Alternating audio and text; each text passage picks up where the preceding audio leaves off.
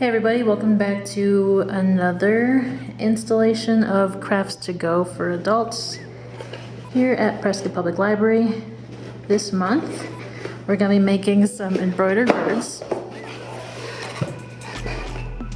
And so this is our kit, and we've got our instructions here and the template. And you can see in the description below, this is a grant-funded program, and so we'll have some surveys in here too. We're nearing the end of our grant term, so if you could fill those out and bring them to the Ask a Librarian desk, that'd be greatly appreciated. We'd love to continue something like this in the future. So yeah, all of our materials are in the box, and we'll get started on our felt heron. So we'll need some felt in a light gray, a dark gray, and yellow. We have embroidery thread in black, a silvery gray, and a yellowish gold. We've got the toy filling, an embroidery needle, and then the stencils here. And I'll go ahead and cut these out, and then we will take the stencil shapes and we'll trace them onto the felt. It's gonna be easier on the gray and the yellow, but for the dark gray, maybe pin it or just hold it in place to cut out the wings. So you will want 4 wings, and we'll work with them 2 at a time. The first step is gonna be to put the embroidery on all of our felt pieces. So I'm gonna do the wings first. And I'm gonna just start with one side, and we're just doing one side of each wing, right? So if I have, this is my prepared wing, if I have this side showing on one side of the bird, then I'll need the opposite side showing on the other side of the bird. So just be mindful of that.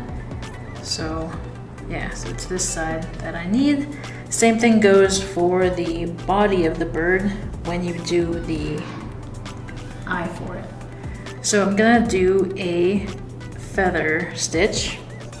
It's a type of embroidery stitch, and you basically are working with 4 lines on your canvas here, and you're gonna come from the back and go up through the fabric. You're going to skip a line. It's gonna be easier if you do have something, maybe a piece of chalk or something to write it with. Otherwise, you're just kind of using imaginary lines. So you're gonna skip a line and go down on the same, just parallel with that last stitch where you came up. Okay. Leave a loop. You're going to come up from the top in between those 2 lines and up through the loop. So when you pull that tight, it makes that little feather. So we're gonna go skip that line, go down 1 more, parallel with this last stitch where you came up, and then find a line between those 2 a little further down and come up.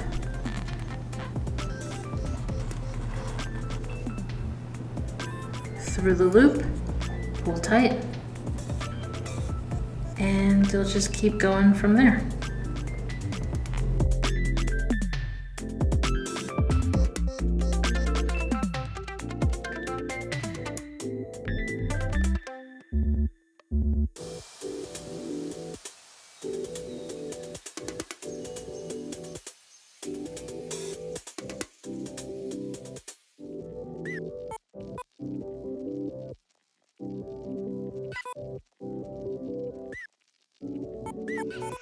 And once you have your last feather, you are going to go down just a little bit, just a little tiny stitch,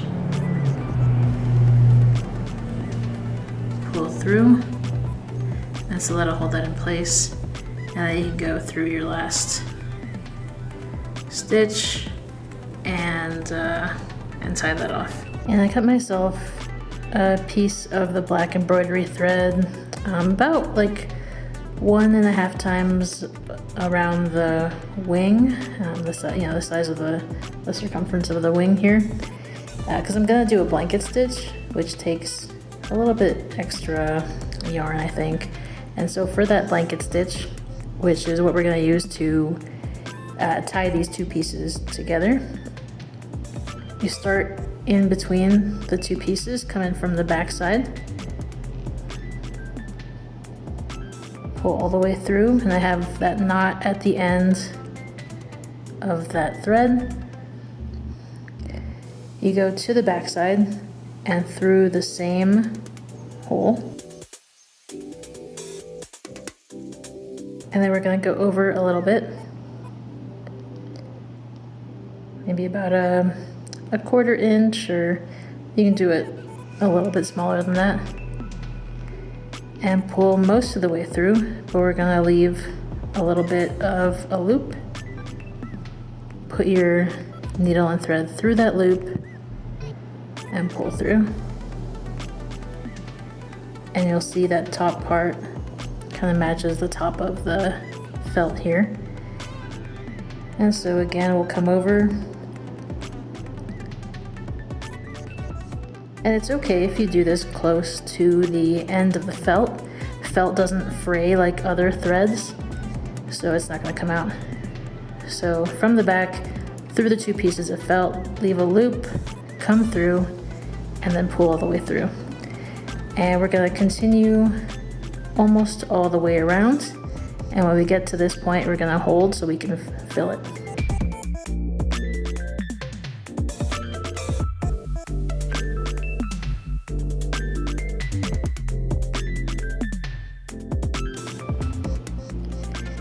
We've got about a handful of the polyfill.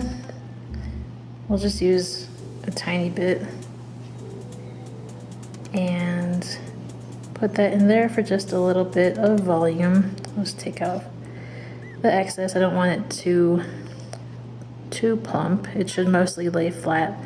It is just gonna be for a little bit of volume, especially kind of where it sits close to the body. So I will stuff that in there, and then I will finish the blanket stitch all the way around and tie it off. So one tip while you're making the bird is for the breast piece. I would recommend kind of folding it in half and making sure it's symmetrical. And you can kind of trim the parts that you need to trim, maybe pin it together at first and just trim off some pieces. Nothing too major, but this will help it sit a little bit better. And then you'll see that the template has these 2 letters on it that match the template for the body. And so you can include those here, B, A, so that you can match it once you get to the part where you put it all together. An option that you have for the beak, since it's super tiny, is that instead of doing the blanket stitch around, feel free to make the beak a little bit bigger than the template, and then instead of the blanket stitch, use a slip stitch to put it together instead, if that's easier for you. Another stitch I'll show you is the back stitch, and you're gonna use this on the ends of the tail on both sides of the body, and these are gonna be the tail feathers. So come up from the back, go over a stitch length, and then you're gonna leave a stitch length from the back,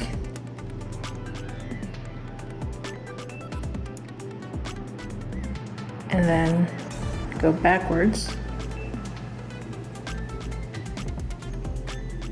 down there. And you'll do that in a line. So then come up from that same hole. I'm doing these big so it's easier to show you, but you can make them smaller. So across a stitch length, and then up from the back a stitch length, and then back in through that hole. And this is just a decorative line.